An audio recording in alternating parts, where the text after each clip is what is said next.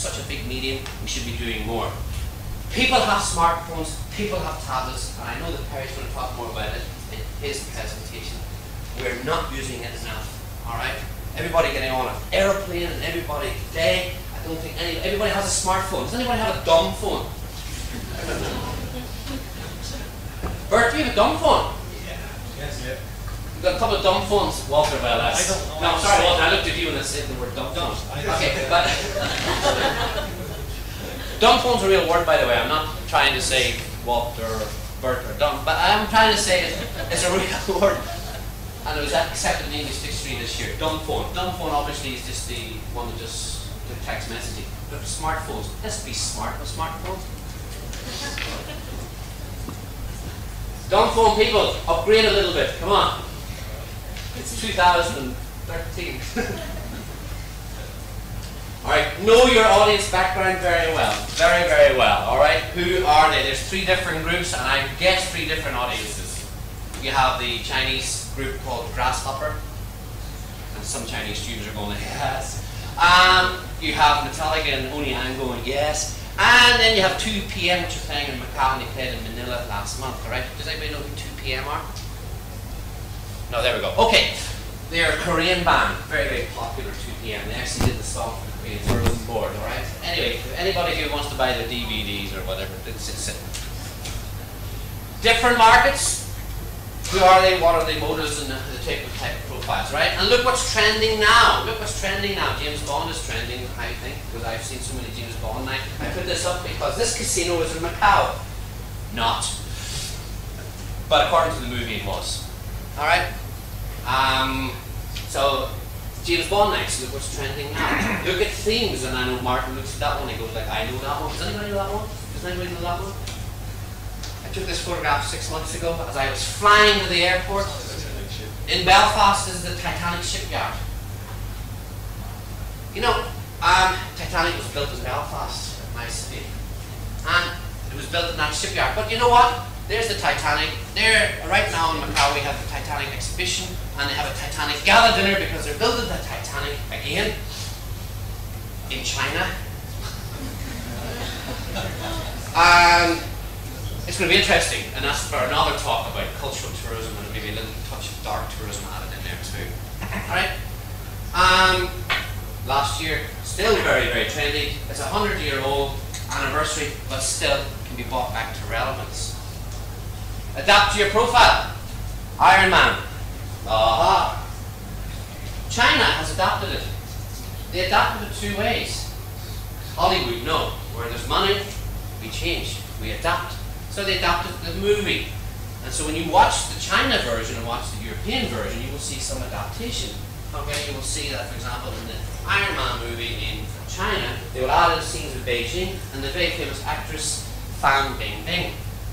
Alright? For the China audience. Small adaptation, but very important when you look at the market profile. Alright?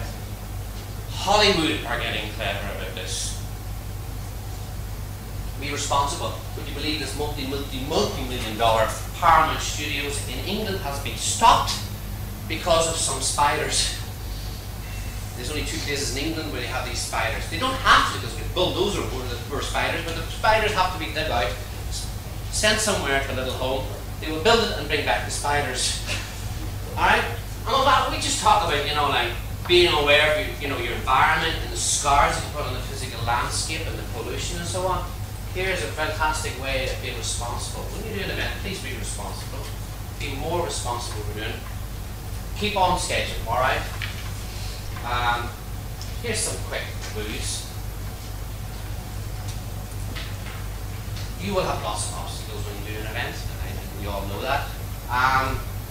Keep it realistic. Get a second opinion. That comes when you're doing your copywriting and so on. Proofreading, get a second opinion. Alright? Be realistic. And event management is 24/7, so you have to realize if you're communicating overseas and so forth, alright? It's 24/7. Adapt the event if you have to. Follow up. I can't believe sometimes the lack of follow-up with people like the sponsors of the meeting. Okay, if you're in the event industry, remember your follow-up with all the people who can help you, continue to help you. You must be a year-round process, not just when you need them or when you want them. Keep them on your continually following up. I like this one again. It's an Irishman called George Bernard Shaw who said, some look at things that are and ask why, and I do the things that never were and ask why not? Alright? Why not? Remember, great events roar, other events will just whimper. If I had more time, I would show you events that roar and probably not want to show you the events that whimper. So, remember, next time you make an event, inspire people, create the memories. And for all those participating, actually want to come back for more. Thank you.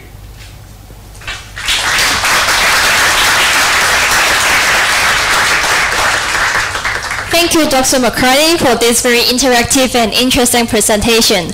So please stay, and I would like to invite Mr. Martin Criggs, the CEO of Potter, to present a token of appreciation. My pleasure. Thank you. I can speak nearly as loudly as Glenn. And by the way, while I remember, you know that video you saw, Walk On by U2? It's worth knowing that after 9/11, that was used as the video to encourage people to keep traveling. So that music is highly emotive in my mind. It was used in an advertising campaign, some of us may remember, so good selection. And all the more reason why you need this therapy. Therapy. And there's a book. Thank you very much, Glenn. Appreciate it.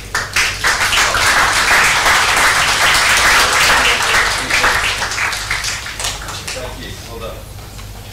Thank you. And by the way, we are live streaming this forum on the Turkmenistan University and potter.org website. If you have some friends who missed today's forum, please Facebook or text message on social media that he or she can watch forum online. After listening to two very insightful presentations, it is now the time for one of the today highlights. The first interactive sections, Search and Connect. We have invited speakers from globally recognized digital, social media, and search brands, which are transforming the online space to discuss their insights and forecasts on the future online travel platform. The moderator of this interactive section is Mr. Imtiaz Mabil, Executive Editor from Travel Impact Newswire Thailand. Mr. Mabil, one of the longest-serving travel trade journalists in the Asia Pacific, has covered numerous global travel trade shows. For example, the ITB Berlin and Australian Travel Exchange, industry summits, annual general meeting and conference. For example, the UNWTO, International Air Transport Association, and PATA. He was the awardee of the PATA Award for Outstanding Reporting on the Travel Industry in 1997, and also the PATA Journalism Award for coverage on the tsunami disaster in 2005.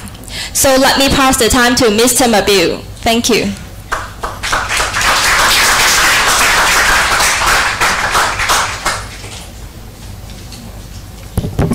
Sawadee Khap, good morning, ladies and gentlemen. Can I invite my panelists up to the stage, please?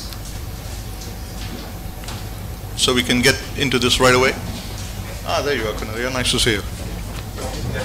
Yeah, please.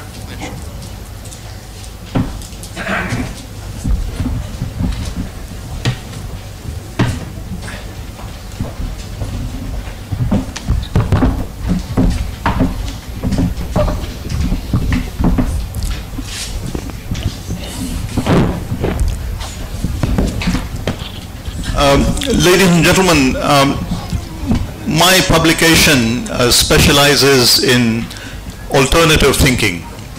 That is the way the world is going these days. You've heard of alternative lifestyles, alternative therapies, and the reason why people are moving into alternative directions is because many of the conventional ways of doing business are not actually working out the way they were supposed to. So that is what I specialize in. And I'm going to be beginning this panel with one question. How many of you actually read the privacy statements that you see on the various computers? You know, every time you download one of those new programs or an upgrade, How many of you actually read those things that you sign off on? Can you raise your hands? Anybody raise their hands? Does anybody actually read those things? Well, I'm sorry to say this, but how many of you sign contracts without reading them? Nobody really, right? Maybe smartphones, but believe me, that's a pretty dumb thing to do. Really dumb. If you have no idea what you're signing off on, because eventually one day you're going to regret it. And that is what I call alternative thinking, because somebody really needs to take a look at that. I have started reading some of them in the last few years, actually, and I'm quite shocked to see what I'm signing off on. Quite shocked, and I would strongly suggest it's written in all this legal mumbo jumbo. Nobody can understand it, and if English is not your first, even if English is your language, you'll have difficulty understanding it. But if you fine-tune it down to see what you're actually signing off on, you'll be shocked to see what you're signing off on. And as the young generation, believe me, that's going to cost you big time in the next 2 to 3 years. You have no idea what you're giving away in that thing. I really suggest you do it. Smartphones maybe, but dumb people. Big difference. This panel will not be looking at those issues, but I'm raising them because that's my area of specialty. What you're going to be hearing today is the much more positive side of the technology system, which is basically driving business, getting growth moving, bringing customers into your beds and seats. So with that, I'm going to open this floor up to the panel. Each one of the panelists is going to make a, I think, 10 to 12 minute presentation. If that's okay, otherwise we're going to be really over time. And then we'll open the floor up to questions. You'll all have PowerPoints, right? If I'm not, would you like to speak from? No. Okay. Would you like to speak from here? Okay. Maybe we'll open it up to questions immediately after that, and we probably have to run a little bit over time. We'll have to run a little bit over time if that's okay, right? All right. So let me start with Denise first, and then we'll move on to James, and then we'll leave Kunaria. By the way, you're back to your. This is a very famous university for you, right? From your pedigree, so you can tell us a little bit more about this. Denise, would you like to start? I'm not going into any of the biodatas, ladies and gentlemen. Most of it will be available on the website and others. So, Denise, would you like to start? Where's my pen? Yeah, sure. You want us?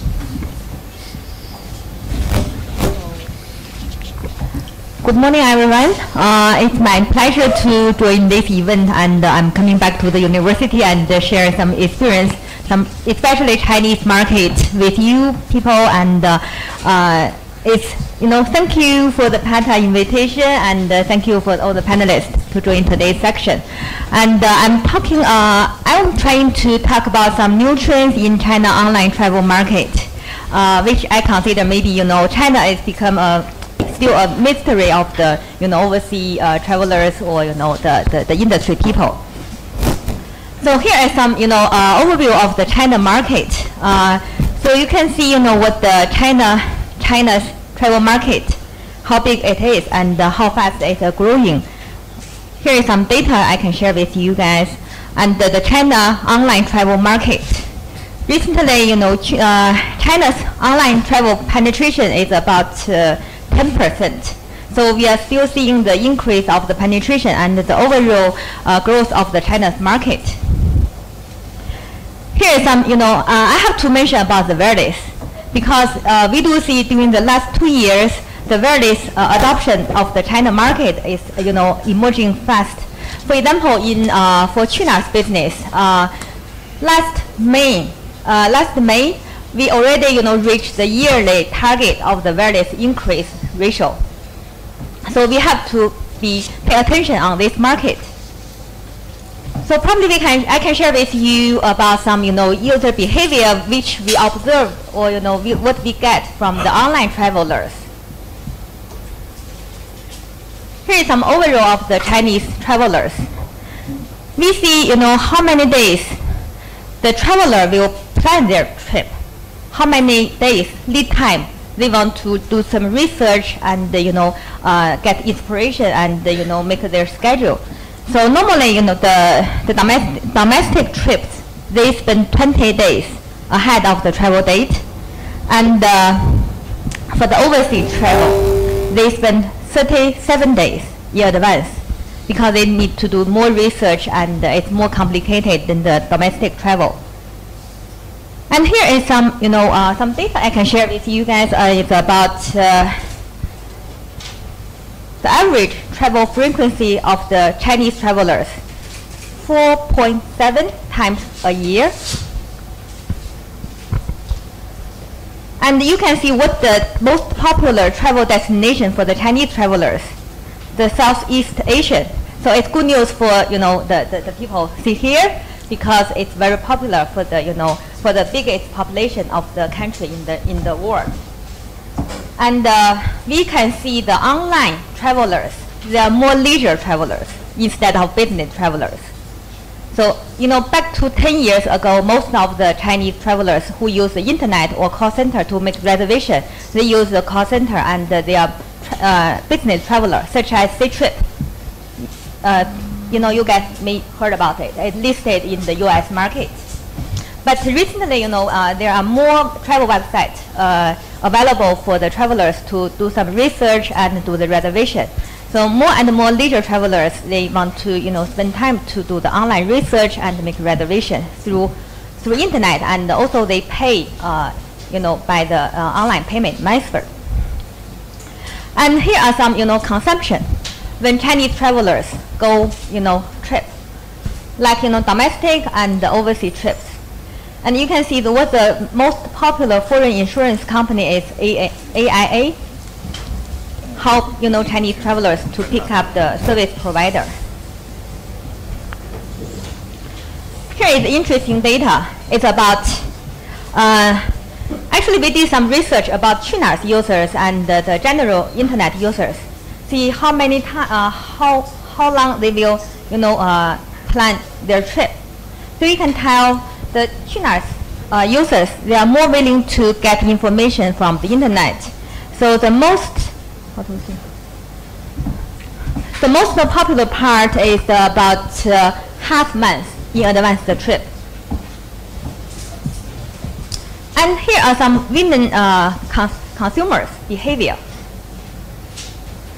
The women consumer, Qunar's user is more, you know, female is much more male, and they make more travel decisions, and they do some more travel consumptions. And the Chinese women consumers, they want to, you know, live in, you know, more experienced hotels, and they want to go shopping, and you know, shopping is some major part of their trip. And the women actually would like to share their experience with people. So after the trip or during the trip, they want to share experience with others. So the social media will, you know, figure out a way to adopt the women consumers. And it's very interesting, the Asia people, travelers, they want shopping, right? They like lecture stuff. They go everywhere to buy, you know, stuff like expensive and have well-known brand. It's very interesting behavior. So I think the travel industry people need to, you know, figure out a way to increase the market. And the second topic I want to talk is very interesting. During the last year, I think the hotel booking behavior changed significantly in China, because the industry actually is changing very, you know, fast. A lot of new things happening in China, and there are a lot, you know, arguments, and a lot of wars, a lot of fights between the OTAs in China. If you look at the Ctrip and the Yilong News, because they both public in the U.S. Stock market, so you can see the theme of last year was price war. They both claim they want to input a lot of money to do the price war to gain the market share and to gain the online travelers. So in China, the online travel market becomes more diversified versus 10 years ago. 10 years ago or 5 years ago, there are, you know, the Ctrip and the Yilong are the, you know, dominant players in the market. Most